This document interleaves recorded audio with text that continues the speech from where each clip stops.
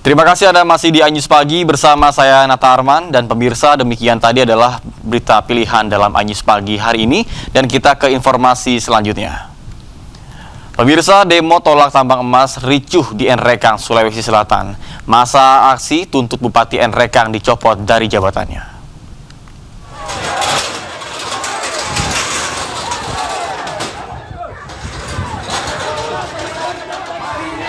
Demo ratusan warga dari Kecamatan Cendana dan Kecamatan Nrekang tolak tambang emas di depan kantor Bupati Nrekang, Sulawesi Selatan ricuh. Warga yang kesal tak kunjung ditemui Bupati mendobrak pagar kantor Bupati. Petugas yang berada di lokasi mencoba menghalau massa, sehingga terjadi aksi saling dorong hingga adu mulut.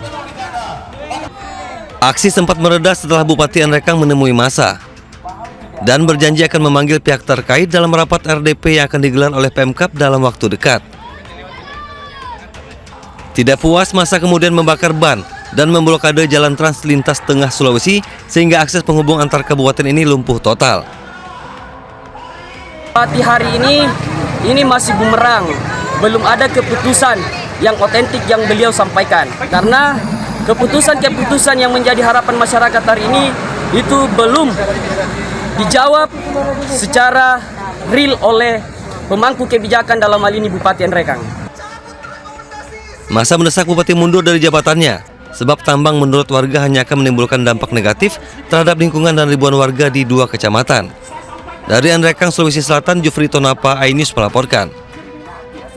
Informasi mancanegara pemirsa, hujan salju lebat dan kondisi jalan yang licin memicu kecelakaan beruntun besar yang melibatkan sekitar 45 kendaraan di negara bagian Indiana, Amerika Serikat.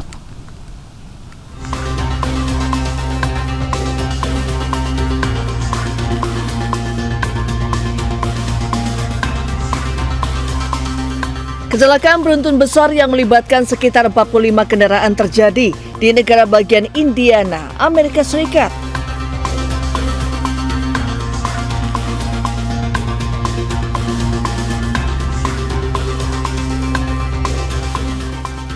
Kecelakaan ini setelah banyak mobil dan truk kehilangan kendali saat salju deras dan es membuat jalanan licin dan jarak pandang menurun drastis. Tidak ada korban jiwa maupun luka akibat kecelakaan yang terjadi pada Sabtu pagi ini.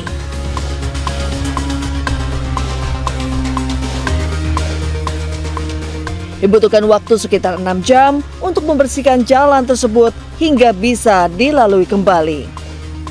Namun demikian, petugas mengimbau warga untuk menghindari perjalanan jika tidak mendesak.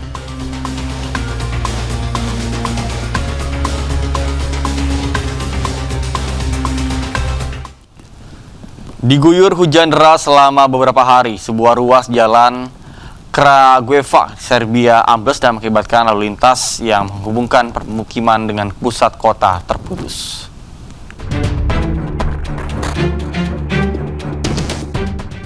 Sebuah ruas jalan di Kragujevac, Serbia tiba-tiba ambles.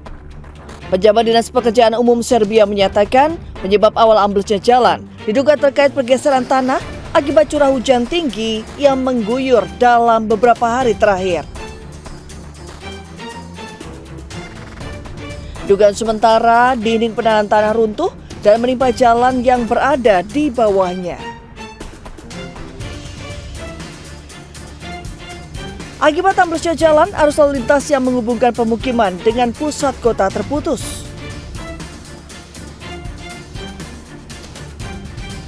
Karena kejadian ini bukan pertama kalinya, warga mendesak pemerintah untuk memeriksa seluruh proyek konstruksi di area tersebut.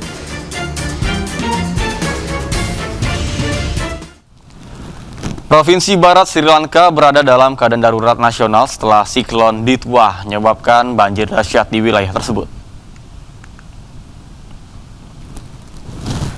Siklon Ditwa menyebabkan banjir dan menenggelamkan daerah-daerah pemukiman di wilayah Provinsi Barat Sri Lanka.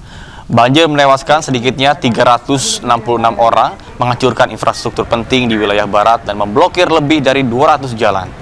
Pemerintah Sri Lanka menyatakan banjir merupakan yang terbesar dalam sejarah dan juga menetapkan keadaan darurat nasional.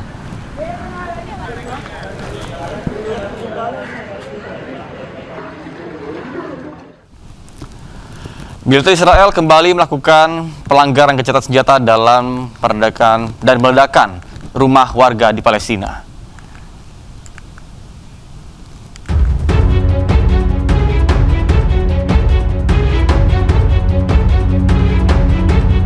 Pasukan militer Israel kembali melakukan penghancuran rumah warga di Palestina di kawasan tepi barat yang diduduki pada hari Selasa.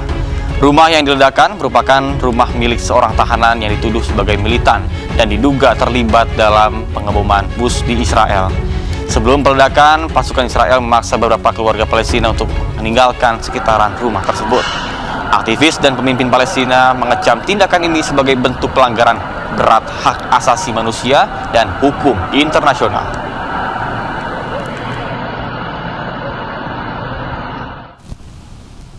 Kementerian Kesehatan Gaza kembali memakamkan 15 jenazah warga Palestina yang tidak teridentifikasi di pemakaman Deir al-Balah pada hari Senin waktu setempat. Tim pemakaman di pemakaman Deir al-Balah kembali memakamkan 15 jenazah tidak teridentifikasi. Pemakaman dilakukan setelah tenggat waktu upaya identifikasi berakhir usai pemindahan jenazah dari Israel. Adapun Hamas dan Israel menandatangani perjanjian damai yang berlaku pada 10 Oktober, di mana salah satu kesepakatan damai yakni pembebasan semua sandera, baik yang masih hidup maupun yang telah meninggal dunia. Namun sejauh ini Israel telah memindahkan total 345 jenazah dalam beberapa tahap, di mana antaranya 99 yang telah teridentifikasi, sementara 246 tidak teridentifikasi. اليوم يتم طي صفحة 15 جثمانا لم يتم التعرف ولا على أي جثمان من هذه الجثامين لصعوبة المشاهد الموجودة بها ومجهوليتها بشكل كامل. اليوم نقوم بدفن الجثمان رقم 246 من الجثامين مجهولة الهوية. هذه الجثامين توارى الثرى هنا في مقبرة دير البلح اليوم من أجل إلى حين التمكن من إنشاء مختبر كما وعد هيئة الصليب الأحمر يقوم بفحص هذه الجثامين بعد ذلك والوصول إلى تحليلات الDNA والتعرف. Pemirsa, Paus Leo ke-14 melakukan lawatannya ke Lebanon Tengah meningkatkan serangannya ke Israel. Paus pun mengisi lawatannya dengan serangan acara keagamaan dan juga kenegaraan.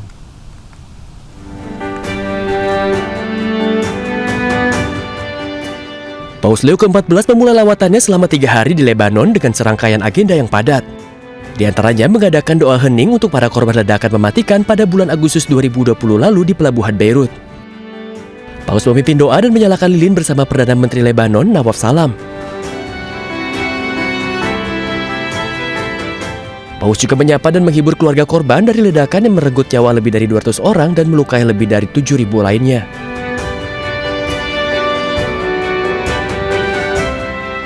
Lawatan Paus ini juga diisi dengan memimpin pertemuan lintas agama di lapangan Martir di Beirut. Ketibaannya disambut para pemimpin komunitas Islam dan Kristen, serta turut mengambil bagian dalam penanaman pohon zaitun.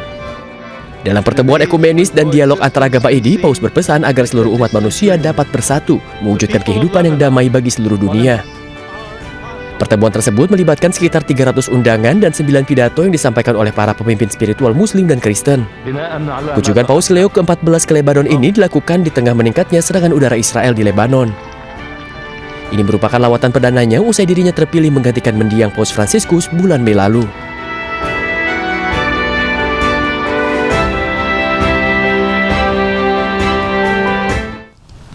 Pemirsa, persiapan untuk perayaan Natal dimulai di Bethlehem dengan penerimaan resmi Pastor Francesco Yelpo sebagai penjaga Tanah Suci. Rombongan pramuka menampilkan pertunjukan tradisional di sepanjang rute prosesi.